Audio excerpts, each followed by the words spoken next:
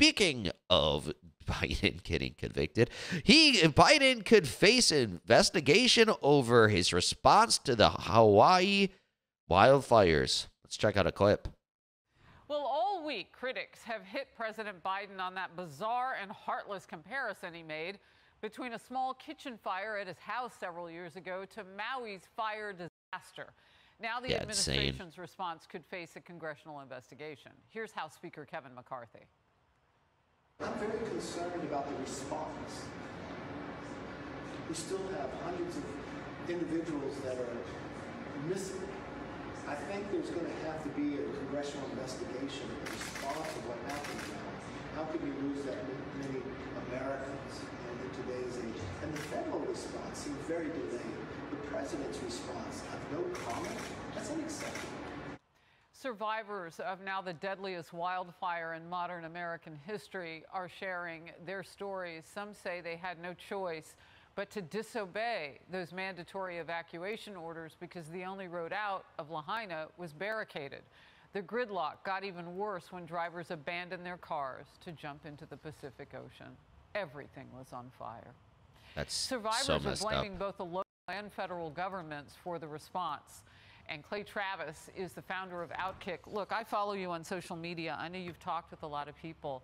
What are you hearing about how things were handled by Biden's people? Well, first of all, let's give credit to Fox News' Will Cain, who I think did an incredible job, raising $2 million for survivors in the Maui area. That's incredible. This is indefensible. And Harris, if you contemplate and just think about the way that George W. Bush was treated in the aftermath of Katrina, the way that Donald Trump was treated by the media in the aftermath of the hurricanes, and he went to Puerto Rico. And both of those were disasters. Correct. Right? And our federal government actually responded far better to both of those events than we have to Maui. Harris, I heard you earlier, and this remains the fact. Trump, I don't even think he did a bad job. People are still missing. I know. It's possible that 1,000 people nearly lost it's probably, their lives. Apparently, a lot of them are children, according to Tim Pool. We can't find any trace is because this wildfire was so destructive.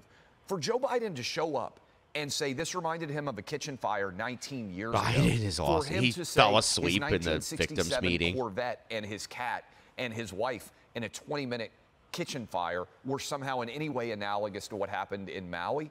It's a disgrace. Well, and I think you were getting there, and so we'll land the plane on this. Part of the worst of it all is that the other media are not taking responsibility for telling the truth about the story and the president's response to what's happening on the ground. He could have stayed longer than the 5 hours that it took him to fly there from Lake Tahoe. I mean, look at the time. He was on the plane a few minutes longer than he was with the people of Hawaii. It's not just embarrassing. It is heartless. I have called him quite possibly the world's only living heart donor.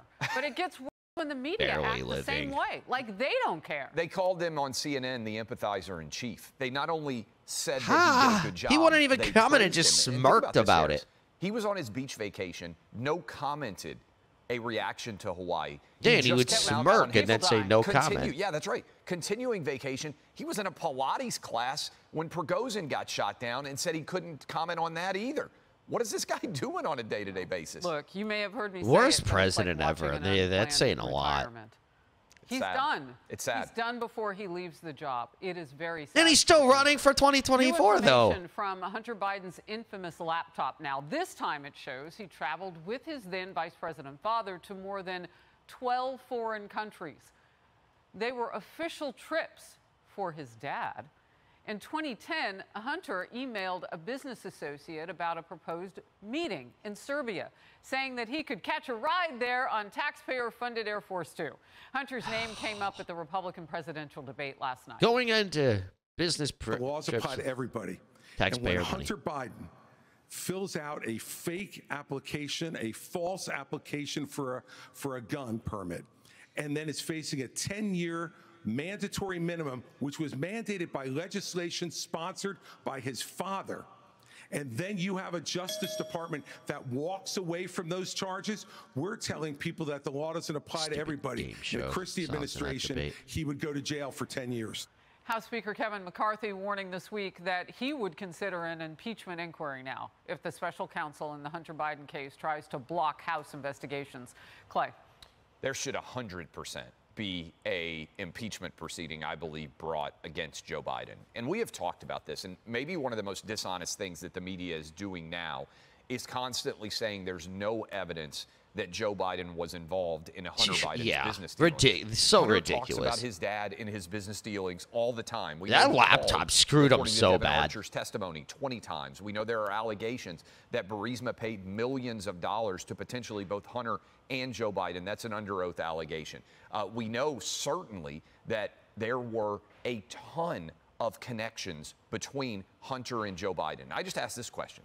For anybody out there who has ever run a business, how many times has your dad called into your business meetings if you were not in business with him? Never. There's not hardly anybody listening right now who's had their dad call 20 times into business meetings if they weren't directly in a business relationship with their father. No, my dad would have said, baby, I already had my career. Right. Yeah, no kidding. And most people, Harris, and that to me goes straight to the essence of why we need to be unpeeling. I've been saying this, and I think it's true.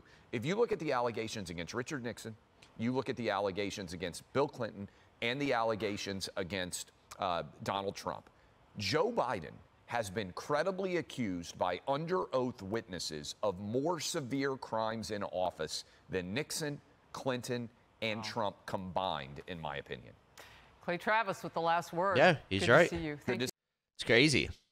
Very, very interesting. I hope they do investigate Biden over his handling of the Maui situation. It's way worse. I would say it's probably worse than George Bush. George Bush commented on it, right? He did a terrible job, but he commented on it. Biden won't even, he would smirk. He wouldn't just say no comment when they would ask him about the Maui situation. He would be like, no comment, and go run away to his helicopter. It's like it's just a nasty, nasty, nasty person. I don't know. Maybe he just forgot and didn't know what was happening because he's so gone. I don't know. But yeah, he just didn't care and just no comment. Oh my, 1,000 people are missing. The whole island is burning in Hawaii. But when I go on vacation, quit asking me questions. Like, why are you even running for 2024? This guy is such a dick. Like, okay, I know I can't do the job. I'm not qualified at all because I got too old. And even before he got old, he's a plagiarizer and just always a public life guy. Never even ran a business or had a job in the private sector. But yeah, now it's just like, oh, and I want to be the president again. He can't even do the job at all. Like I said, he's such a dick. Like, go get out of there. People, the president has a job. He botched Afghanistan and everything, and then just all the stuff he does. He's trying to still get student loan forgiveness, even though the Supreme Court struck it down. He's like, okay, no, I'm just going to keep trying for it. So I could get votes for another 4 years when I'll be like 85 years old when I get out of office, if I win again. Like, come on, bro. You can't do anything even to help. He goes to Maui and just makes a fool out of himself, falls asleep, makes really bad jokes, and then he's only there for 5 hours. People are all flipping him off and stuff. It's like, bro, he's lost it. And he's lost the election before it even got started. People say Newsom and stuff is going to come through and be the nominee. I don't know. Biden really wants it, but if not, Biden's the nominee, there's no way he can win. I don't think the left in general can win. Look at Chicago. People in Chicago, New York, leftists are turning on Democrats like crazy because of the immigration issue. They're spending all their money. There's homeless people in like the black communities in Chicago. There's so much homeless people there on their streets. And then the city wants to go and give the migrants the houses that the black people live in. It's like they're just all turning against them. They shouldn't have voted for that. They just voted for that new mayor in Chicago. They got Lori Lightfoot, I don't remember his name, but they got him in there now, and they just voted for him. They should have voted for someone else because then he gets in there, and all of that surplus money they had, probably because of COVID, they spent it all within a few months on migrants. It's like, could you imagine that? Your city actually has a surplus. Like I said, it's probably from COVID. But they finally have a surplus, and then they go spend it all on people that aren't even citizens. And these guys are from Chicago. They've been there their whole lives. They've lived there their whole lives. They've contributed to the community. They've contributed to taxes. And how does their mayor repay them? Just goes and gives the money to people that shouldn't be there. They should be back in their home countries and trying to fix that. That's what I always say. Why are people coming here when you can stay in your own country and try to fix that? Right? But no, just come to America. And then it's funny because the leftists are like, America's horrible. I hate America. Why don't they go trade places with these migrants if they want migrants so bad and they think America's so bad? Right? You go there. Okay? And then they can be here. But no, it doesn't work like that because they don't know the culture here. Most of them don't know English. They can't get the same jobs. But Americans still try to help them, which it's crazy because it's like entitlements, like welfare, right? It's like you think you're helping people, but you're not. These kids that come over with these weird guys, and now they're sold into silver. They're basically just sold into slavery. You know, like let's be honest, indentured servitude. You could say that, but it's I don't even know. That's probably even too good for it, and then a word for it. And then they just have to work for these coyotes for free for all this time. Do you think that's better than their country? They could have grown up there, and it probably would have been better. They weren't actual slaves. They could vote for a new president, and maybe they can make it better. No, what are they going to do here? Now they're growing up here, great country, but they're not even getting any of the advantages of it. They have to just go and work for people for free, send it back, and then they take their money. Maybe they send it back to their family a little bit. That's messed up, and they push for this, and they think it's all good and all this stuff, but yeah, everyone's turning on the left, and they should, because this is the policies they go for, and this is what Biden does. He makes a fool out of himself in Hawaii, does all these terrible policies, and now the left is turning on him and everything. Nobody even likes the guy.